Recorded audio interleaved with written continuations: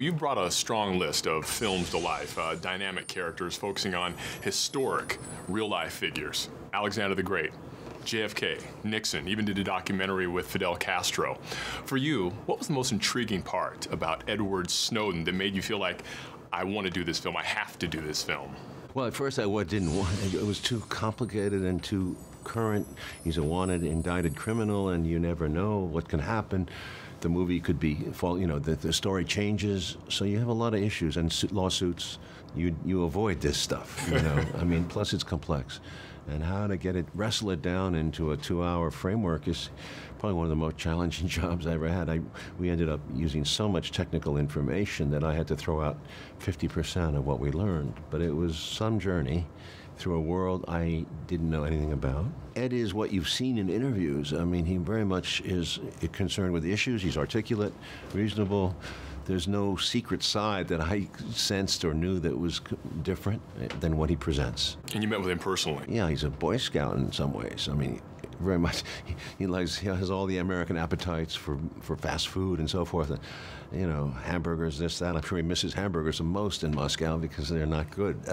He is what he is. I mean, he's 70% of the time probably on a computer, and I would estimate, thank God Lindsay Mills is in the movie, and she's there in Moscow, and she rejoined him, surprisingly. It turned out that this is a real affair. This is really a serious, long-term, 10-year deal. The movie is 10 years, and gives him that, there's a link there. Whatever it is, it works for him, and it keeps him human. What was the most difficult part about bringing this to life and getting it into a theater? Computers are not necessarily exciting for me. The coding is boring to watch, and a lot of this stuff is engineers talking to engineers. It's not easy, and there's no violence. There's no shooting. The violence is all here, and so it's a landscape that's dry.